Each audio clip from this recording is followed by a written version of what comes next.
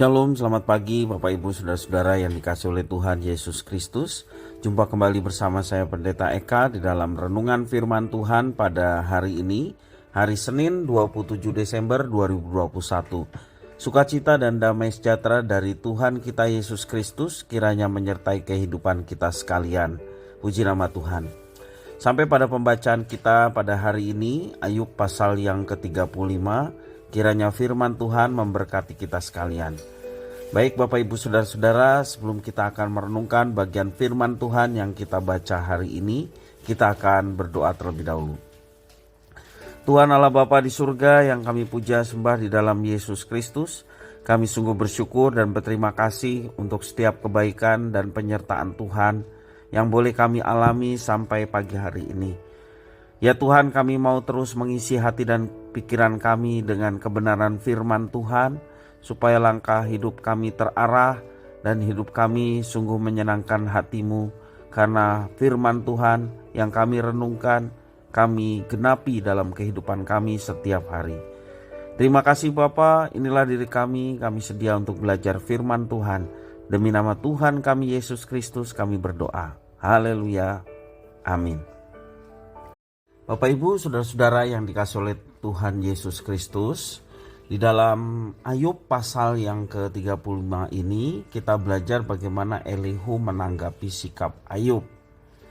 Rupanya Elihu mau menanggapi sikap Ayub yang membela diri dan menyatakan bahwa ia tidak berbuat jahat, meskipun Ayub tidak tahu mengapa dirinya mengalami penderitaan ya, seperti yang dialami saat ini. Kalimat apakah kelebihanku bila aku berbuat dosa? Ayat yang ketiga B ya. Harusnya dipahami dalam konteks penalaran logika. Ya. Misalnya seorang bisa menjadi kaya raya karena Tuhan memberkatinya. Tuhan hanya memberkati orang-orang yang diperkenannya. Orang yang diperkenannya adalah orang-orang saleh seperti Ayub. Kalau kita perhatikan di dalam ayat 1 sampai yang kelima dari pasal pertama kitab Ayub ini. Ayub menjadi kaya raya karena ia adalah orang yang taat beribadah. Jadi dalam imajinasi Elihu, seolah-olah Ayub berkata mustahil Tuhan memberkati hidupnya dengan berlimpah-limpah jika ia melakukan banyak sekali kejahatan.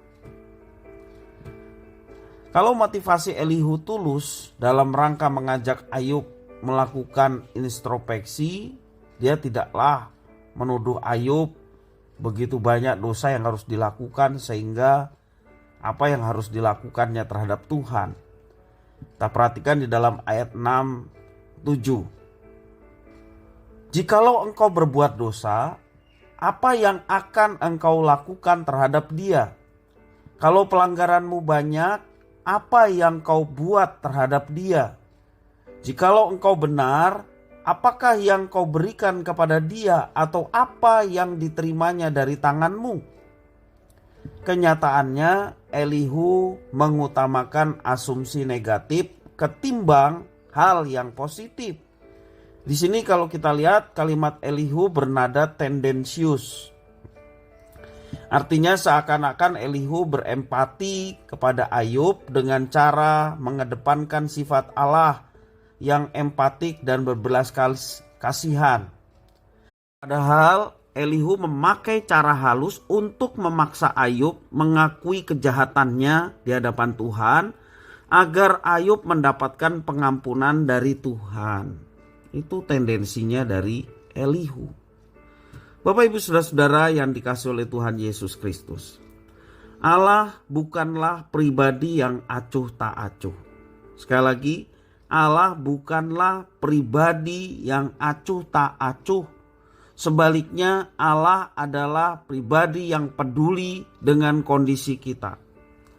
Meski umatnya telah berdosa kepadanya, asalkan datang kepadanya, dia menghadap kepadanya dengan mengakui segala pelanggaran dengan hati yang tulus dan jujur, maka ia akan memberikan pengampunan. Ayat 13-14 saya bacakan. Sungguh teriakan yang kosong tidak didengar Allah dan tidak dihiraukan oleh Yang Maha Kuasa. Lebih-lebih lagi kalau engkau berkata bahwa engkau tidak melihat Dia, bahwa perkaramu sudah diadukan ke hadapannya, tetapi masih juga engkau menanti-nantikan Dia. Ayat 15, tetapi sekarang karena murkanya tidak menghukum dan Ia tidak terlalu mempedulikan pelanggaran, maka Ayub berbesar mulut dengan sia-sia, banyak bicara tanpa pengertian. Bapak Ibu Saudara-saudara yang dikasihi oleh Tuhan, inilah makna positif dari kalimat negatif Elihu dalam ayat 13 sampai 16 yang saya bacakan tadi. Walau kebenaran ini dipakai dengan motif yang salah oleh Elihu untuk memojokkan Ayub. Bapak Ibu Saudara-saudara, Allah adalah pribadi yang berbelas kasihan. Ia rindu umatnya dapat hidup dalam damai sejahtera. Karena itu kita diajarkan untuk senantiasa dekat dengan Dia. Kalaupun kita merasa bahwa diri kita tidak melakukan apapun dalam arti dosa yang mengakibatkan mungkin persoalan ataupun permasalahan hidup yang sampai hari ini belum terselesaikan. Bapak Ibu Saudara-saudara, marilah kita tetap merendahkan diri di hadapan Tuhan. Kita bukanlah siapa-siapa di hadapannya.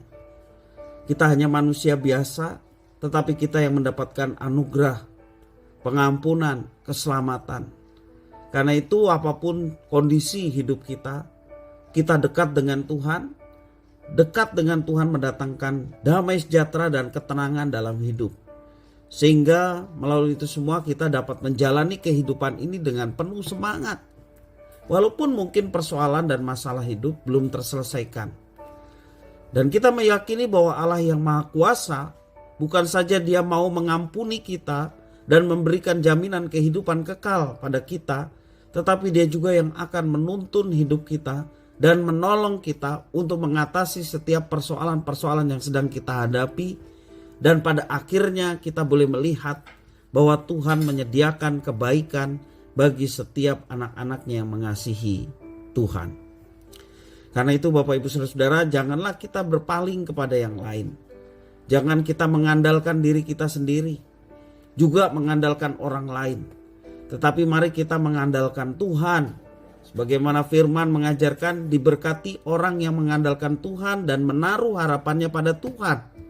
Maka ia yang akan melihat campur tangan Tuhan yang luar biasa dalam setiap kehidupannya. Dan pada akhirnya kebaikan itu Tuhan yang akan nyatakan tepat pada waktu yang Tuhan sudah siapkan dan rencanakan bagi kita sekalian. Kiranya firman Tuhan ini memberkati kita sekalian. Mari kita berdoa. Terima kasih Tuhan atas firman-Mu. Mampukan kami untuk tetap mengandalkan Tuhan.